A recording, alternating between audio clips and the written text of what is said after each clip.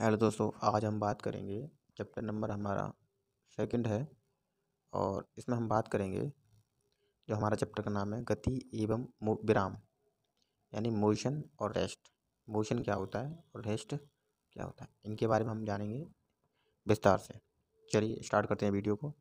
तो सबसे पहले आप सभी का बहुत बहुत धन्यवाद, आप हमारे इस यूट्यूब चैनल पे आए। और ऐसे ही आपको ये आरआरबी एएलपी के लिए ये साइंस की वीडियो हैं, जो कि शॉर्ट वीडियो हैं, और आप इनको अगर आप देखेंगे तो आपको कुछ नया मिलेगा। और आप लोग मुझे सब्सक्राइब कर लीजिए, जिससे मैं जो भी वीडियो डालूँ आपके पास तुरंत पहुँचे। तो चलिए वीडियो को स्टार्ट करते हैं। ये आरआरबी एएलपी यानी रेलवे वाले किसी भी एग्ज़ाम के लिए हो, किसी भी एग्ज़ाम के लिए हो, ये आपकी काम कर जाएगी वीडियो। तो चलते हैं। सबसे पहले हम बात करेंगे कि गति तथा विराम क्या होता है। एक्चुअली गति का मतलब होता है मोशन, यानी इस चीज़ से हम इंग्लिश में बोलते हैं मोशन। मोशन क्या है? मोशन क्या होता है? एक स्थान से किसी दूसरे स्थान पे पहुंच जाना ही मोशन है। अब ऐसा नहीं है कि 5 किलोमीटर या 10 किलोमीटर जाना ही मोशन है, नहीं। अगर कोई वस्तु यहाँ रखी हुई है, अगर वो अपनी स्थिति चेंज कर ले, यहाँ से यहाँ आ जाए, हल्का सा भी चेंज करे, तो बोलेंगे उसने मूवमेंट किया है, इसने मोशन किया है। ठीक है, तो चलते समझते हैं इसकी डेफिनेशन क्या होती है।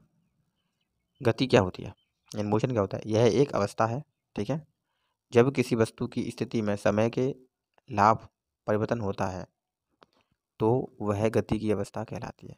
यानी समय के रेस्पेक्ट में क्या हो रहा है, उसमें चेंज हो रहा है उसके स्थान में, ठीक है, स्थिति में या स्थान में, तो हम बोलेंगे मोशन हुआ है। ठीक है, जब किसी वस्तु की स्थिति में समय के साथ किसी भी प्रकार का परिवर्तन नहीं होता तो वह विराम की अवस्था कहलाती है। चेंज होगा तो मोशन, और अगर चेंज नहीं हुआ है तो रेस्ट। ठीक है, चलो अब जैसे सपोज कर लीजिए ये कार है, ठीक है, समय के साथ वस्तु की स्थिति में परिवर्तन हो रहा है। देखो कैसे, पहले वो ये कार यहाँ पे स्थिति थी, ये एक्स पॉइंट पे थी टी टाइम में। किस टाइम में? टी टाइम में। अब टाइम बढ़ा T2, टाइम हो गया T3, टाइम बढ़ रहा है लगातार, और इसकी स्थिति भी चेंज हो रही है। देखो एक्स पे था, अब X2 पे आ गया, X3 पे आ गया। यानी कि टाइम के रेस्पेक्ट में अगर हम देखें तो उसकी स्थिति में जो चेंज होगा उसी को हम बोलेंगे मोशन। क्या बोलेंगे? मोशन। अब देखो यहाँ पे टाइम, यहाँ पे हमारा T1 था, अभी फिर T2 हुआ, फिर T3 हुआ, लेकिन पेड़ जहाँ पे है वहीं पे है। तो पेड़ की जो स्थिति है वो समय के साथ किसी प्रकार का परिवर्तन नहीं हो रहा है पेड़ पे, तो उसे बोलेंगे वो रेस्ट में है। कहाँ पे है? वो बोलेंगे रेस्ट में है। तो रेस्ट में बोलेंगे, इसका मतलब हर वो चीज़ जो टाइम के रेस्पेक्ट में क्या करेगी, मोशन करेगी, जो अपनी स्थिति को परिवर्तन करेगी, उसे बोलेंगे मोशन या गति। और अगर वो परिवर्तन नहीं कर रही तो इसके लिए, उसे लिए बोलेंगे रेस्ट, है ना, इसे बोलेंगे विराम अवस्था। चलो अब हम गति के प्रकार जानते हैं, गति कितनी प्रकार की होती है। तो गति के जो प्रकार हैं वो बेसिकली हमारे कितने होते हैं? गति के जो प्रकार हैं वो होते हैं आपके दो होते हैं, एक पथ के आधार पे, दूसरा दिशा के आधार पे। ठीक है, तो पथ के जो आधार पे जो गति होती है वो कौन कौन सी होती है? देखो रास्ते के आधार पे देखें तो हम, ठीक है, पहली होती है सरल एवं सरल रेखीय तथा स्थानांतरीय गति, और दूसरी होती है आवृत्ति गति, यानी गोल गोल, एक सीधी, एक गोल गोल, एक दोलनाकार है, ऐसे करके। ऐसे आपने देखा होगा पेंडुलम जो होता है ऐसे करके ऊपर नीचे होता है ना, ऐसे घड़ियों में, वो भी एक गति है जिसे बोलते हैं हम कंपन गति। ठीक है, अब दूसरी गति कौन सी होती है? अब दूसरे टाइप की जो गति है दिशा के परिवर्तन के आधार पे, तो ये होती है एक विमीय गति। कौन सी? एक विमीय गति, मतलब एक ही डायरेक्शन में जाना। और दूसरी कौन सी होती है? द्विविमीय गति। और तीसरी होती है त्रिविमीय गति। तो मोशन कितने प्रकार के होते हैं? एक विमीय, द्विविमीय और तीन विमीय, यानी कि दिशा के आधार पे तीन प्रकार की होती है और पथ के आधार पे भी तीन प्रकार की है। पहली होती है सरल रेखीय, जिसे हम स्थानांतरीय गति भी बोलते हैं। दूसरी होती है हमारी गुणन गति, जिसे हम क्या बोलते हैं? गुणन गति को, बढ़ती गति को क्या बोलते हैं? गुणन गति। ठीक है, तीसरे नंबर पे आती है दोलन गति, से कंपन वाली गति भी बोलते हैं। ठीक है, चलिए ये भी तीन प्रकार की और वो भी तीन प्रकार की। तो चलिए हम सबसे पहले बात करते हैं कि सरल रेखी गति क्या होती है। सरल रेखी जो गति होती है वो क्या होती है, तो हम बात करेंगे। तो जब कण की स्थिति में समय के साथ परिवर्तन एक सीधी दिशा में, एक सीधी रेखा में होता है, यानी एक पार्टिकल यहाँ रखा है, अब वो यहाँ पे लगातार यहाँ बढ़ रहा है आगे, ऐसे करके बढ़ रहा है। ठीक है, जब वो ऐसे करके बढ़ रहा है तो हम क्या बोलेंगे? इसमें कौन सी गति हो रही है? इसमें जो गति हो रही है वो कौन सी हो रही है? तो इसमें जो गति हो रही है वो हो रही है आपकी कौन सी? ये कौन सी? सरल, यानी एक सीधी रेखा में अगर कोई गति हो रही है तो उसे बोलेंगे सरल रेखीय गति। ठीक है, इसे हम स्थानांतरीय गति बोलेंगे, क्योंकि एक जगह से क्या हुआ, चीज़ों को हम क्या कर दिया, एक दूसरी जगह पे ट्रांसफर कर दिया। अब ये जब वस्तु की स्थिति में समय के साथ परिवर्तन एक सीधी रेखा में हो, तब भी हम उसे क्या बोलेंगे, सरल रेखीय स्थानांतरीय गति। वस्तु या कण सीधी रेखा में गतिशील होता है। इसमें क्या होता है, वस्तु जो होती है वो एक सीधी रेखा में क्या होगी, गतिशील होता है। ठीक है, चलो चलते हैं। अब होती है वृत्तीय गति। तो ये वृत्तीय गति कहाँ होती है और कैसे होती है ये देखते हैं।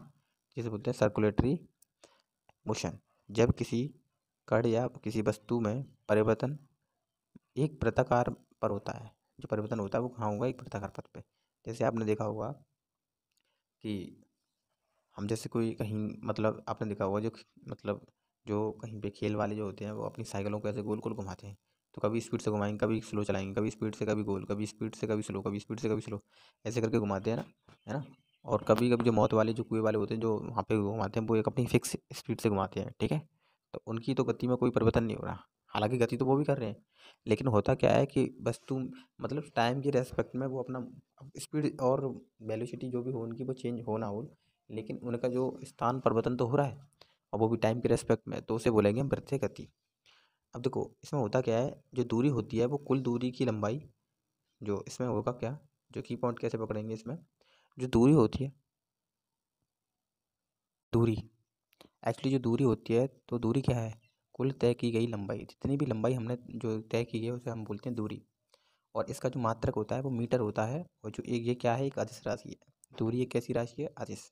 और विस्थापन एक कैसी राशि है, वो होती है सदिश। ठीक है, विस्थापन दे रखा है ये प्रारंभिक बिंदु से अंतिम बिंदु, यानी मान लो यहाँ से लेके आप यहाँ कैसे यहाँ गए, इस जगह पे गए, इस जगह से यहाँ गए, तो एकदम सीधी दिशा में जो होगी उसे बोलते हैं विस्थापन। और जो ऐसे करके जो आपने तय की है टोटल लंबाई, उसे बोलते हैं दूरी। ठीक है, चलिए ये राशि कैसी होती है, ये सदिश होती है। कौन, विस्थापन वाली राशि जो होती है वो सदिश राशि होती है। इसमें परिमाण और दिशा दोनों होती है। ठीक है, चलिए नेक्स्ट चलते हैं। इसमें नेक्स्ट हम बात करते हैं इसमें, तो अब बात करते हैं स्थिति।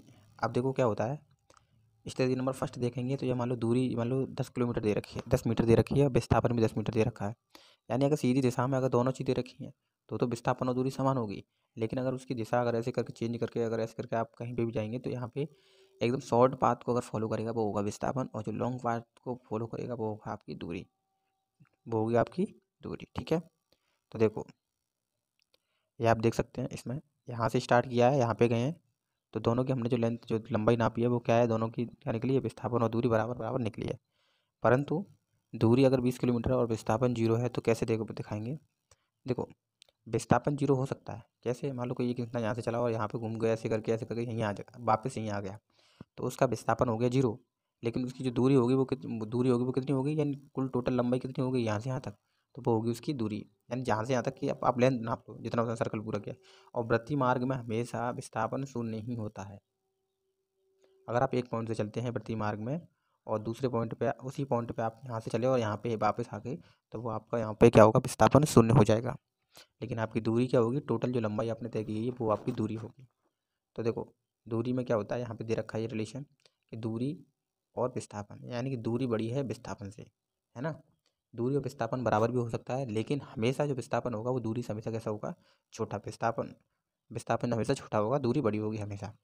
और हो सकता है कभी बराबर हो, लेकिन ज़्यादा नहीं होगी, लेकिन बराबर हो सकती है और कम हो सकती है, लेकिन विस्थापन कभी भी बराबर नहीं होगा दूरी के। ठीक है, नेक्स्ट हम चलते हैं इस पर।